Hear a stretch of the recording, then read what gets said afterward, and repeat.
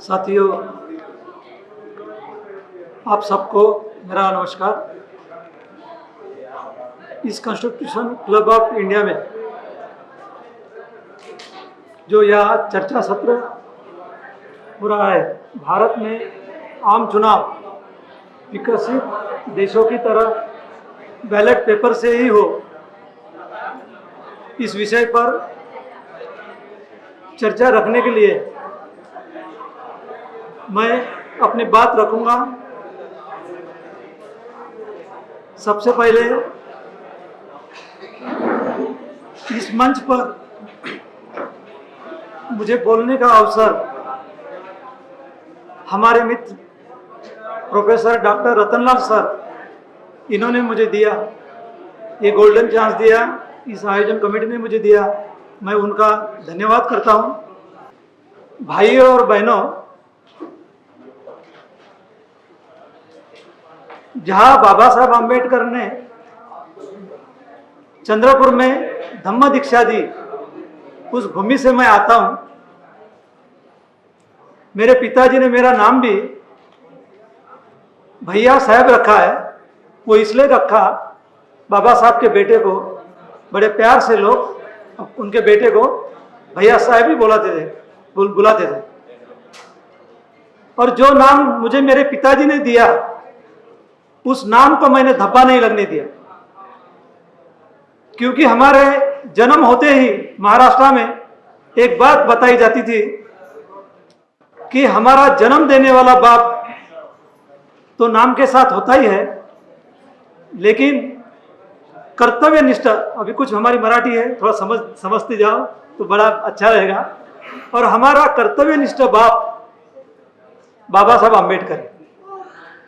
हमारा जब जिस झोपड़े में जन्म हुआ, उस झोपड़े में हमने वही देखा, महात्मा फुले की और सावित्रीबाई फुले की जोड़ी, बाबा साहब और रमाई की जोड़ी, और गौतम बुद्ध की तस्वीर। साथियों, मैं यहाँ पर जो बात सच रख रहा हूं, वो बात आपको बताते हुए मुझे हर्ष होता है, खुशी होती है। और मैं ये भी आपको दावे के साथ बताता हूं कि मैं इस देश का बौद्ध नागरिक हूं, और बौद्ध नागरिक कभी झूठ नहीं बोलता।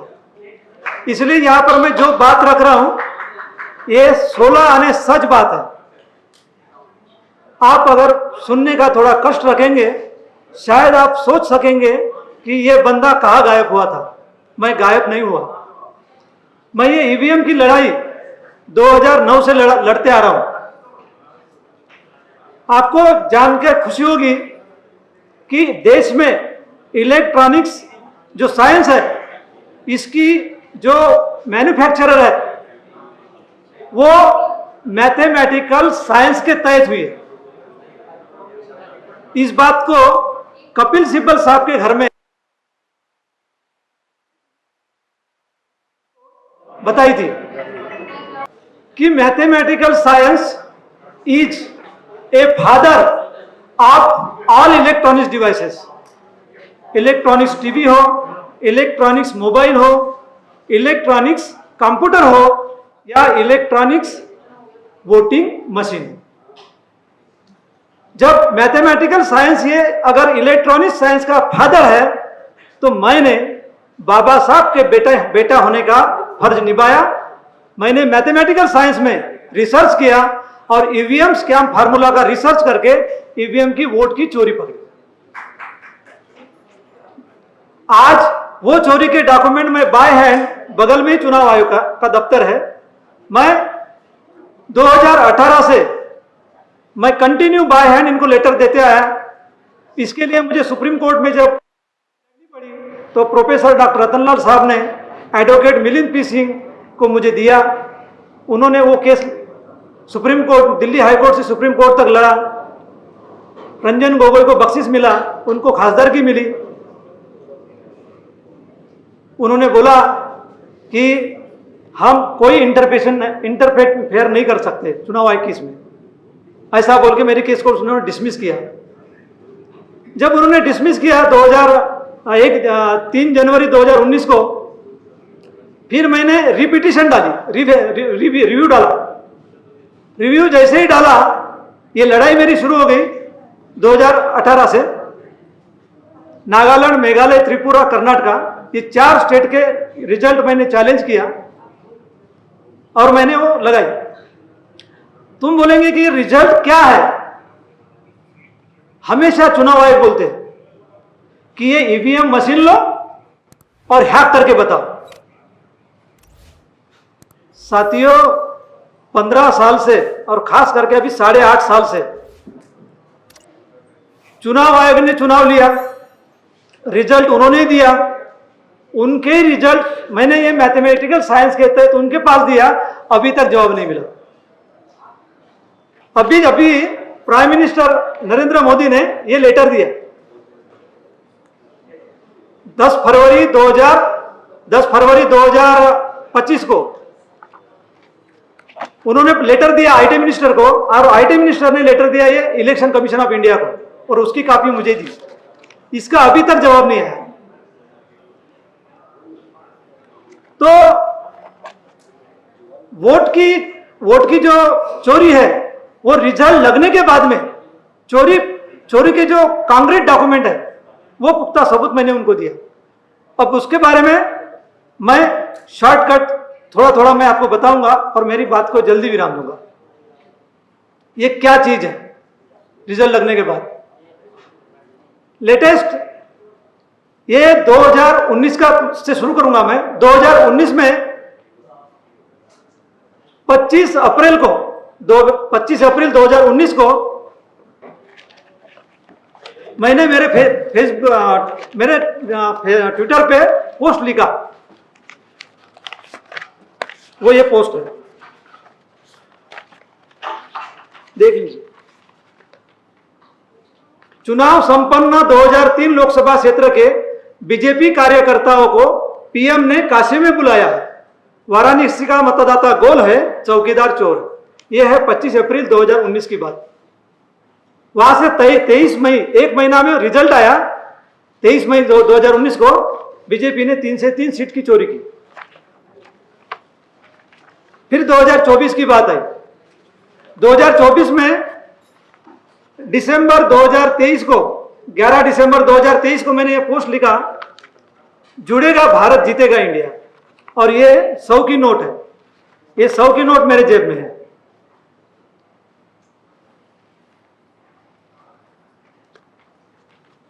ये देखिएगा, ये 100 की नोट है। इसमें 444 है और इस देश में 543 543 सांसद है। वहां से अगर 444 गए तो बचते हैं 99। तो मैंने पोस्ट पे लिखा कि जुड़ेगा भारत, जीतेगा इंडिया 444 और 99 बीजेपी को सीट आएगी। क्या हुआ? 99 किसको सीट आई? कांग्रेस को सीट आई। उसके बाद में ये बंदा कैसे कैसे चोरी करता है।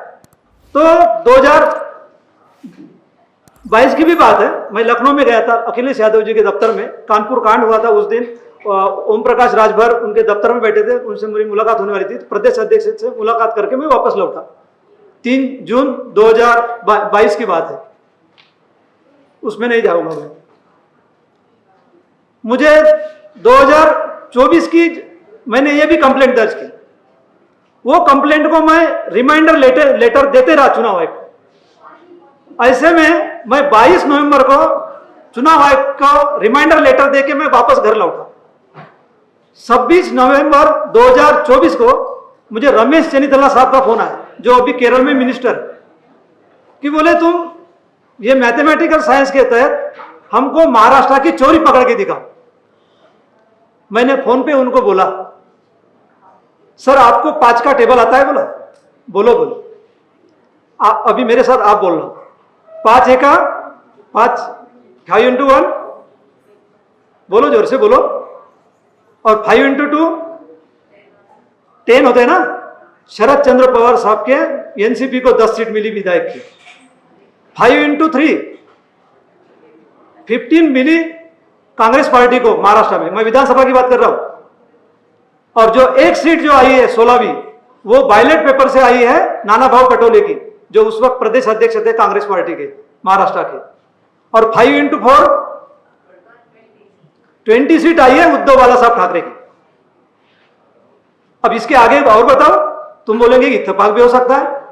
भाई ये तो डाटा मेरे घर का नहीं है, ये चुनाव आयोग ने इलेक्शन लिया है, चुनाव के नतीजे उनके हैं, उन्होंने सब रिजल्ट डिक्लेयर किया है, और वही ईवीएम वोट जो पाए हैं और जो चुन के आए हैं वो डाटा अपलोड वेबसाइट पे किए हैं। वो अपलोड किया वाला जो वेबसाइट का डाटा है वही डाटा मैंने सॉल्व किया है, और वही डाटा मैं आयोग के सामने रखा और बोला कि अभी ये डाटा तू फेल करके बता, जो ईवीएम में चोरी हुई ये डाटा तुम फेल करके बताओ, वोटिंग तुम्हारा, चुनाव तुम्हारा, नतीजे तुम्हारे, और जो मैं ये डॉक्यूमेंट पेश कर रहा हूं, ये जो वोट है ये भी तुम्हारे, फिर मेरे डाटा को तुम चोर झूठ साबित करके बताओ। 2018 से अगर पकड़ा जाए तो आज 8.5 साल हो गए, अब तक चुनाव आयोग ने मेरे डाटा को फेल करके नहीं बताया। ये है बाबा साहब आंबेडकर के बेटे की ताकत।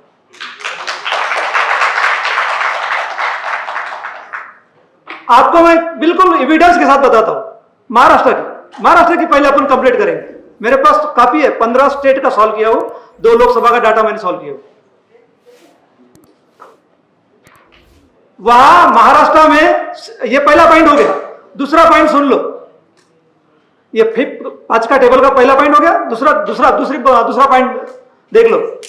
वहां पर जितने भी पूरे बीजेपी के सांसद विधायक चुन के आए महाराष्ट्र में, जितने भी पूरे, एक भी नहीं छोड़ा मैंने। उसके बाद में कांग्रेस के पूरे विधायक, किसके? बीजेपी के पूरे विधायक, कांग्रेस के पूरे विधायक, उसके बाद में एनसीपी शरद चंद्र पवार साहब के पूरे विधायक, एनसीपी अजित पवार साहब के पूरे विधायक, शिवसेना उद्धव बाला साहब ठाकरे साहब के पूरे विधायक, और शिंदे जो है, जो शिवसेना चुरा के लेके गया है, उसके पूरे विधायक। और पूरे महाराष्ट्र में विधानसभा में केवल और केवल 2 ही विधायक इंडिपेंडेंट चुन के आए। ये कुल मिला के होते हैं 278 विधायक। कितने सिस्टर? 278 का 8 के जो जीते जो पूरे विधायक है, सभी विधायक का ईवीएम वोट को अगर कैलकुलेट करे तो वो फिगर आप सुनोगे तो आप बड़े हैरान हो जाओगे, बड़े हैरान हो जाओगे।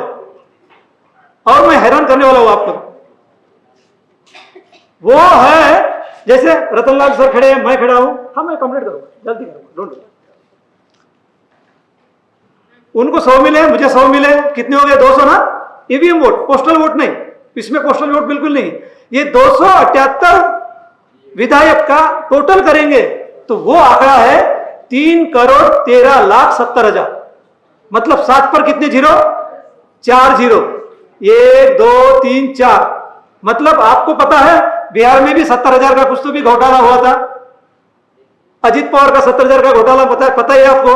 तो ये जो 3,13,70,000 70,000 70,000 70,000 ये क्या है? Round figure.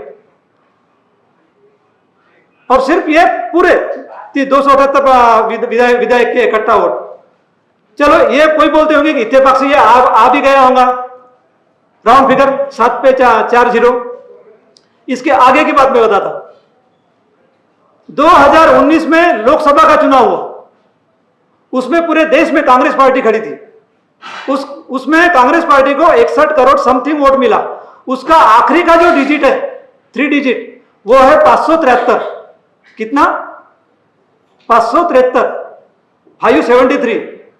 5.5 साल बाद जब महाराष्ट्र में चुनाव हुआ, और महाराष्ट्र में जो विधानसभा का चुनाव हुआ उसमें कांग्रेस पार्टी खड़ी थी, कांग्रेस पार्टी को जो भी वोट मिला उसका भी लास्ट डिजिट है 573। तो ये 573 एक सरी का कैसे आता है? फासला तो 5.5 साल का है। ये है वोट चोरी। और ये किसके हैं? ये सब वोट है चुनाव आयोग के।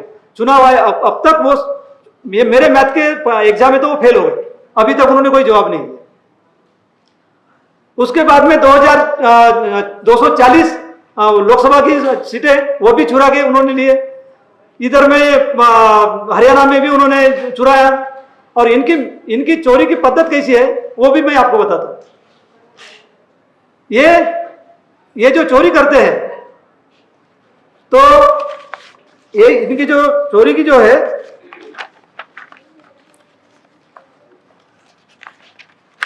मैं अपनी बात को आखिर में खत्म करना चाह रहा हूं क्योंकि समय की भी पाबंदी है। मैं एक लास्ट पॉइंट देके मैं अपनी बात को विराम देता हूं। दिल्ली के चुनाव के नतीजे आ रहे थे 2025 में।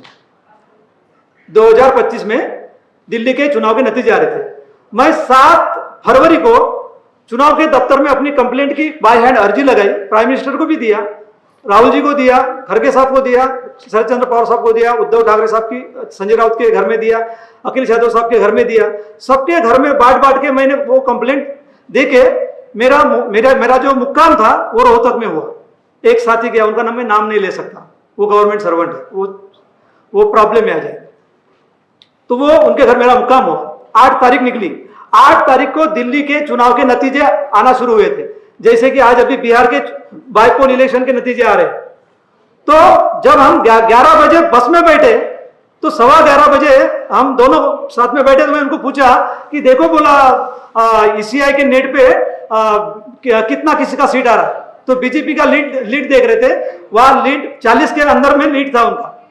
मैंने 11:15 बजे उनको बताया कि तुम देख लेना, बोला शाम तक बीजेपी 48 सीट जीतने वाली है। बोला कितनी सीट? 48 सीट जीतने वाली है। फिर वहां से हम दिल्ली आए और भूपेंद्र सिंह हुड्डा जो पूर्व मुख्यमंत्री साहब थे, उनके आवास पे, उनके बेटे के आवास पे हमारी मीटिंग हुई 12-12:15 बजे। फिर उनको एक 1:30 के करीब मैं उनको बोला कि इनको पूछो, बोला मैंने क्या बोला कि शाम तक 48 सीट जीतने वाले हैं। तो जब रिजल्ट लगा दिल्ली का, तो दिल्ली के रिजल्ट में बीजेपी को मिली है 48 सीट। आप बोलेंगे कि आप इतने दावे से, आप तो कोई भविष्यवक्ता हो। मैं बौद्ध नागरिक हूं। बौद्ध नागरिक कभी भविष्यवक्ता नहीं होता। बौद्ध नागरिक साइंस पर्सन होता है। और जो भी, जैसे बाबा साहब लॉ में 12 हो गए थे ना, मतलब वो कानून के पिताजी बन गए थे। तो वैसे ये मैथमेटिकल की ईवीएम की चोरी पकड़ते पकड़ते मैं ये दावा कर सका कि वो कितनी चोरी कर सकते हैं। वो 48 की सीट उन्होंने चोरी की और वो सच साबित हुआ। मुझे साथ दे, ऐसी सबको शुभ इच्छा व्यक्त करता हूं और मेरी बात को विराम देता हूं। और मैं पहली बार बहुत दिनों के बाद खड़ा हुआ हूं, तो आपने मुझे सुना, इसलिए आप सभी का शुक्रगुजार हूं। धन्यवाद। जय भीम, नमो बुद्धा।